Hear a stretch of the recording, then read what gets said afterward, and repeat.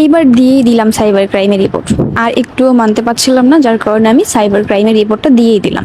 কিছু কিছু কাস্টমার আছে যারা কিনা আবেগের বসে পড়ে অনেকগুলো প্রোডাক্ট অর্ডার দিয়ে দেয়, তারপর তার ইচ্ছা হইলে প্রোডাক্টগুলো রিসিভ করলো আর ইচ্ছা না হলে সে প্রোডাক্টগুলো রিটার্ন পাঠিয়ে দেয়।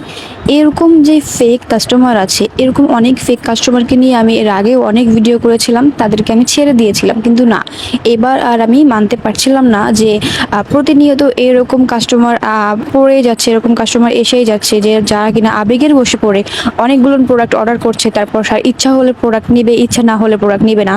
তো এবার এরকমই একটা ফেক কাস্টমারকে নিয়ে একটা ঘটনা শেয়ার করব আপনাদের সঙ্গে।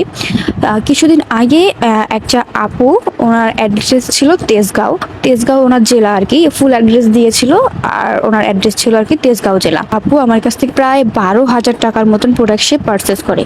আর সে 12,000 টাকার মধ্যে প্রায় 3,000 টাকা প্লাস ছিল জুয়েলারি, আর বাকি টাকা সব ছিল আমার অর্গানিক প্রোডাক্ট, যেমন হচ্ছে hair oil, hair pack, secret face pack, এই ধরনের যে অর্গানিক প্রোডাক্টগুলো আছে সে সবগুলো নিয়ে নিয়েছে। তো 12,000 টাকা বিল হয়। তো আপুকে আমি বলি যে আপু, 12,000 টাকা যেহেতু আপনার বিল হয়েছে, অনেকগুলো টাকা আপনাকে কিছুটা টাকা অ্যাডভান্স করতে হবে, এটা আমাদের নিয়ম পেজে।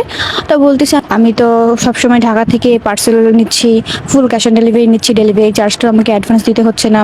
তো অনেক কথা বলার পর বললাম যে এইভাবে তো হবে না, আমাদেরকে অন্তত কিছুটা অ্যাডভান্স দিতে হবে। বলে যে আমি ডেলিভারি চার্জটাও অ্যাডভান্স দিতে পারবো না, আমাকে ক্যাশ অন ডেলিভারি দিতে হবে। তো আমি বলছিলাম যে না, আমরা ফুল ক্যাশ অন ডেলিভারি কখনোই দেই না।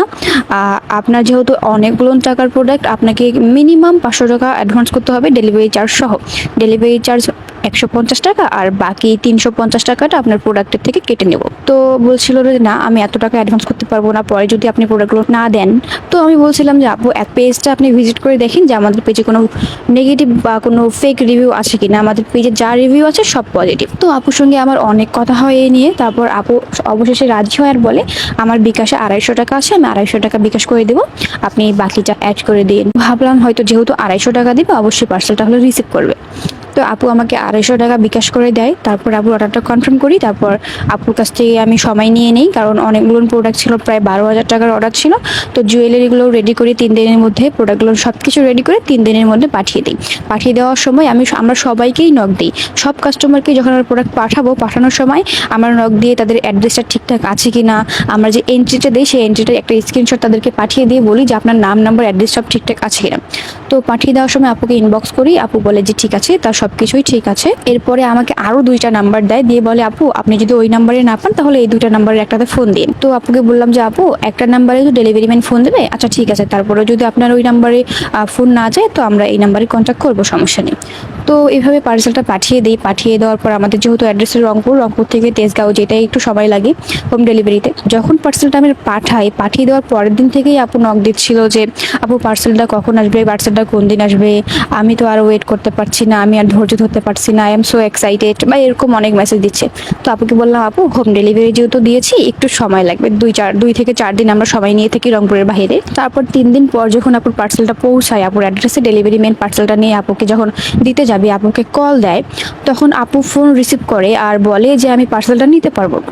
তো ডেলিভারি ম্যান বলে যে কেন নিতে পারবেন না, আপনার পার্সেলটা তো অনেক বড়, এই পার্সেলটা কিভাবে আমরা রিটার্ন পাঠাবো। তো আপুরা বলছে যে আমাদের একটু সমস্যা আছে, একটু টাকার সমস্যা, যার কারণে আমি পার্সেলটা নিতে পারবো না। তো ভাই, তুমি পার্সেল নিবা না তাহলে এতগুলো টাকার প্রোডাক্ট কেন অর্ডার করলা? আবেগের বশে পড়ে যদি অর্ডার করেও থাকো, একটু চিন্তা করে দেখো যে এতগুলো প্রোডাক্ট যে আমরা হাতে তৈরি করে পাঠাই, তুমি পার্সেল নিবা না, তোমার কাছে টাকা নাই, তাহলে তুমি কিভাবে কেন অর্ডারটা দাও? তোমার কাছে যেহেতু টাকাই নাই, অর্ডারটা দেওয়ার কি দরকার? যাই হোক, তারপর ডেলিভারি ম্যান আমাকে কল দিয়ে বলছে যে আপু আপনার কাস্টমার পার্সেলটা নেবে না, এখন কি করব? তো আমি বললাম যে ওয়েট ভাইয়া, আপনি ওখানেই থাকেন, জাস্ট 5 মিনিট সময় দেন আমাকে, আমি দেখছি। যেহেতু এতগুলো টাকার পার্সেল ওইখানে, আমি মানে আমার মাথা ঘুরাচ্ছিল যে এরা কেমন ধরনের কথা। অনেকে বলে যে আমি এরকম ভিডিও শেয়ার করে দেখি ওরা এরকম করে, যে ওরা এরকম করার সাহস পায়। কিন্তু এবার আমি একটুও মানতে পারছিলাম না। তারপর আমি যখন কল দিই একটা নাম্বারে, যেই নাম্বারে ডেলিভারি ম্যান ফোন দেয়, আমিও সেই নাম্বারে ফোন দিই। ফোনটা রিসিভ করে ওই আপুটার বাবা। তো আমি বললাম যে আঙ্কেল, এমন আপনার মেবি বা যেই হোক, আপনার এই নাম্বার থেকে একটা অর্ডার ছিল, এত টাকা তো পার্সেলটা নিতে হবে, আপনার মেয়ে হোক বা যে হোক, সে বলছে যে টাকার সমস্যার কারণে পার্সেল নেবে না। তো বলছে যে ওটা হ্যাঁ আমার মেয়ে তো বাসায় নাই, ও তো হচ্ছে বাহিরে গেছে। তো আমি বললাম কোথায় গেছে, এই মাত্র তো ডেলিভারি ম্যানের সঙ্গে কথা বললো, বেশি না 2 মিনিট হইলো। তা বলে যে না, সে বাসায় নাই, তার হচ্ছে এক বোন মারা গেছে, তো সেখানে দেখতে গেছে। তাই আমি বলছি যে না, সে তো মাত্র কথা বললো ডেলিভারি ম্যানের সঙ্গে। তো আঙ্কেলটা বলছে যে না, সে পার্সেলটা নেবে না, তার বোন মারা গেছে, আপনি সমস্যাটা বুঝতেই পারতেছেন না। হ্যাঁ, মানে আমাকেই উনি ব্লেম দিচ্ছে যে আমি ওদের সমস্যাটা বুঝতে পারতেছি না, ওদের বাসায় একজন মারা গেছে আর আমি পার্সেল নিয়ে পড়ে আছি, এরকম অনেক কথা উনি শোনায়। তা উনি বলছে ওনার মেয়ে চলে গেছে, অনেক আগেই নাকি গেছে, অথচ 2 মিনিট আগেই ডেলিভারি ম্যান ওই মেয়ের সঙ্গে কথা বলেছে। আপুটাকে আমি অনলাইনে মেসেজ দিচ্ছি যে আপু এরকম এরকম পার্সেলটা রিসিভ করে নেন, এখানে অনেক টাকার প্রোডাক্ট, এটা রিটার্ন আসা যাবে না, একদমই না, এটা আমি রিটার্ন নিতেই পারবো না, কারণ এখানে প্রায় অনেক টাকার প্রোডাক্ট সব হ্যান্ডমেড, এটা কিভাবে আমরা রিটার্ন নেব। তারপর আপুটা আমাকে রিপ্লাই দেয় যে আপু আমার কাছে টাকা নাই, আমি পার্সেলটা কিভাবে নিব, আমার কাছে একদমই টাকা নাই। তা আমি বলছি যে আপু আপনার আব্বু যে বলছে যে আপনার বোন নাকি মারা গেছে, পার্সেলটা নেবেন না। উনি অনেকক্ষণ চিন্তা ভাবনা করে বলেন শুধু আমাকে অ্যান্সার দেয় তারপর অ্যান্সারটা দেওয়ার পর আবার ওনার নাম্বারে ফোন দেয়, ফোন ধরে না আর ফোন রিসিভ করে না। বাকি যে 2টা নাম্বার দিয়েছিল সেই নাম্বারেও ফোন দিচ্ছিলাম, ফোন রিসিভ করছিল না, ফোন দিতেই আসি আমি ডেলিভারি ম্যান দুজনই ফোন দিচ্ছে, ফোন আর রিসিভ করছে না। এক পর্যায়ে সেই 2 ঘন্টা পর যে আবার ফোন রিসিভ করে মেয়েটার মা বলে যে কি কারণে আপনারা বারবার এভাবে ফোন দিচ্ছেন। তা আমি বলছি যে আপনার মেয়ে এতগুলো টাকার প্রোডাক্ট অর্ডার করেছে, এখন এটা আপনারা নিচ্ছেন না কেন। উনি আবার অন্য আরেকটা আমাকে বলে যে আমার মেয়ে কলেজে গিয়েছে আর ও আসলে আপনাকে জানাবো। তা আমি বলি যে ওয়েট, আপনার হাজবেন্ড বলছে যে আপনার মেয়ে একজন মারা গেছে, ওখানে দেখতে গেছে, আপনার মেয়ে বলছে যে তার কাছে টাকা নেই সে কারণে নেবে না, আপনি বলছেন যে আপনার মেয়ে কলেজে গেছে, আমি বুঝতেছি না আপনাদের কাহিনীটা। তারপর উনি তো মহিলা মানুষ ছিল আর একটু গালাগালি করে, খারাপ ভাষায় কথা বলে, তারপর উনি ফোন কেটে দেয়। তারপর অনেকক্ষণ ফোন দেয় আর ফোন ধরে না। তারপর আপুটাকে নক দেয় যে আপু কাজটা কিন্তু ঠিক করছেন না, আপনি পার্সেলটা যদি আজকে রিসিভ না করেন কালকে রিসিভ করেন, টাকা নাই, টাকার সমস্যা সমাধান করে কালকে রিসিভ করেন। উনি তো আমাকে রিপ্লাই দেয় না আপু আমি নিতে পারবো না, আমার কাছে টাকা নেই, হ্যান ত্যান। তা আমি বলছি আপু আপনি নাকি কলেজে আসেন, আপনার কাছে ফোন আছে কিন্তু ফোন রিসিভ করতেছে অন্য আরেকজন, এরকমটা কেন করতেছেন। তারপর বলতেছে আপু আমি পার্সেলটা রিসিভ করতে পারবো না, আপনি পার্সেলটা রিটার্ন নিয়ে নেন, দয়া করে আর ফোন দিয়ে না, হ্যান ত্যান। তো তার ফ্যামিলি কি প্রবলেম আমি জানি না, তো টাকার সমস্যা কিনা সেটাও আমি জানি না। যেটাই হোক, তোমরা যে আবেগের বসে অর্ডার দাও এতগুলো টাকার প্রোডাক্ট, সেটা যখন রিসিভ করো না, আমরা যে হ্যাগুলো হাতে তৈরি করি, আমাদের কত সময় যে যায়, এর পিছনে আমরা কত সময় যে ব্যয় করি সেটা আমরাই জানি। তারপর এইভাবে একটা দিন চলে যায়, পরের দিনও ডেলিভারি ম্যান পার্সেলটা নিয়ে বের হয়, আপুকে কল দেয়, তারপরেও আপুর সেম কথা যে সে পার্সেলটা নেবে না।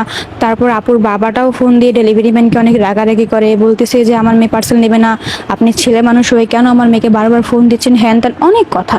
তো এইভাবেই অনেকটা চলে যায়। তারপর আমি একটা সময় যে ডিসিশন নিলাম যে এটাকে আমি ছাড়তে পারবো না, মানে এইভাবে আর আমি মানতে পারবো না।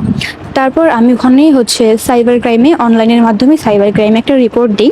হ্যাঁ, কিছুটা টাকা খরচ করতে হয়, কিছুটা টাকা খরচ করেছি আর আমি সাইবার ক্রাইমে রিপোর্ট দিয়েছি। তো রিপোর্ট দেওয়ার পর হেল্পলাইনে কথা বলে পার্সেলটা আমি 2-1 দিন রেখে দিতে বলি, যেহেতু আমাকে সাইবার ক্রাইম থেকে 2-3 দিন সময় চেয়েছিল, সে কারণে আমি পার্সেলটা রেখে দিতে বলি। তারপর রিপোর্ট দেওয়ার 2 দিন পর ওই আপুটাকে তেজগাঁও মডেল থানা থেকে এসআই হচ্ছে ওই আপুটার নাম্বারে ফোন দেয়।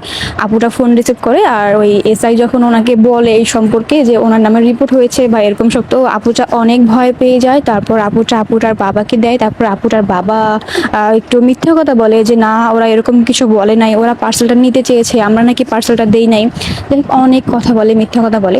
আর আমার ফোনে অলওয়েজ রেকর্ড চালু থাকে, আমি যখন কলে কথা বলি কল রেকর্ড আমার অলওয়েজ চালু থাকে, যখন কারণ আমি কাস্টমারদের সঙ্গে যেই নাম্বারটা দিয়ে কথা বলি, যে ফোনটা দিয়ে কথা বলি, আমার ওটা আলাদা একটা ফোন।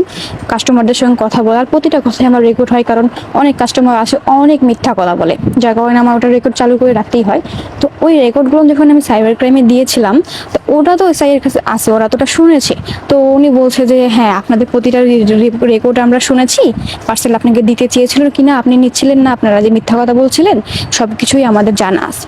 তারপর ওই তেজগাঁও মডেল থানার এসআই যখন তাদেরকে একটু টাইট দেওয়ার পর তারা পার্সেলটা নিতে রাজি হয় তখন আমাকে ফোনের উপর ফোন, আপুরা ফোন দিয়ে বলছে যে আপু পার্সেলটা কি এখন নেওয়া যায় না, একটু টাকার সমস্যার কারণে পার্সেলটা নিতে পারছিলাম না, বাট টাকাটা ম্যানেজ হয়ে গিয়েছে, যে প্লিজ আপু পার্সেলটা আমি রিসিভ করে নিচ্ছি, আপনি রিপোর্টটা উঠাই নেন। তারপর বললাম যে ঠিক আছে, আমি আর বাড়ালাম না, যেহেতু পার্সেলটা সে রিসিভ করবে, হ্যাঁ তো ঠিক আছে। তারপর ডেলিভারি ম্যানকে কল দেই, সে আবার পার্সেলটা তাকে দিয়ে আসে, তারপর আপু পার্সেলটা ডেলিভারি ম্যানের থেকে নেয়। যাই হোক, তারপর আপুটা আমাকে মেসেজ দিয়ে অনেক সরি বলে যে আপু অনেক সরি, আপনাকে অনেক জ্বালাইছি, আপু প্লিজ রিপোর্টটা উঠাই নিন, আমি পার্সেলটা তো নিয়ে নিছি, আর আপু এরকমটা আর কখনো করবো না, হ্যান ত্যান অনেক সরি বলে, অনেক ক্ষমা চায়। তারপর আপুকে আমি জাস্ট একটা কথাই বলি যে আপু এরপর থেকে কোথাও যদি কোনো কিছু অর্ডার করেন আগে 100 বার চিন্তা করবেন হাতে টাকা আছে কিনা, 100 বার চিন্তা করার পর অর্ডার করবেন। তো এইভাবে অনেকক্ষণ কথা বলি ওনার সঙ্গে, উনি অনেক সরি টরি চাই। তারপর আপুকে বলি যে আপু it's okay, no problem, but next time আর এরকমটা করবেন না। আর আমি সবার উদ্দেশ্যে বলছি, যারা এরকমটা করতে চান প্লিজ এরকমটা করবেন না। আর আমার সঙ্গে যদি নেক্সট টাইম থেকে এরকমটা কেউ করে যে অর্ডার দিয়ে সেই পার্সেলটা রিসিভ না করে, তোমরা যদি ঠিকঠাক পাও তো কেন রিসিভ করবে না? যদি তোমরা ভুল পাও তাহলে তোমরা রিটার্ন পাঠাও, সেটা একটা কথা, বাট তোমরা যদি পার্সেল ঠিকঠাক পাও আর তোমরা যদি সেটা রিসিভ না করো, তাহলে আমি এখন থেকে সবার এগেনস্টে এই সাইবার ক্রাইমে আমি সবসময় রিপোর্টটা দিয়ে দেবো। আর আশা করছি আমার এই ভিডিওটা দেখার পর কোনো কাস্টমারই এরকমটা করবে না, আমি আশা করছি। যাই হোক, আমাদের এই হ্যান্ড পেন জুয়েলারিগুলো কিন্তু যে কোনো শাড়ি বা ড্রেসের সঙ্গে কালার কাস্টমাইজ করে আপনারা নিতে পারবেন। এই জুয়েলারিগুলো অর্ডার করতে এক্ষুনি ইনবক্স করুন আমাদের রেড কুইন পেজে, এবং আমাদের সেকেন্ড পেজ আছে রেড কুইন ক্রাফটে, যে কোনো একটা পেজে ইনবক্স করলেই আমরা আপনাদেরকে প্রাইস এবং ডিটেলস বলে দেবো। আর আমাদের এই জুয়েলারিটার ফাইনাল লুক আমাদের এই ভিডিওটা শেষে দেওয়া থাকবে, প্লাস আমাদের পেজে আপডেট দিয়ে দেওয়া হবে। তো আজকে এই পর্যন্তই, সবাই ভালো থাকবেন, আমার জন্য দোয়া করবেন। Stay with red queen.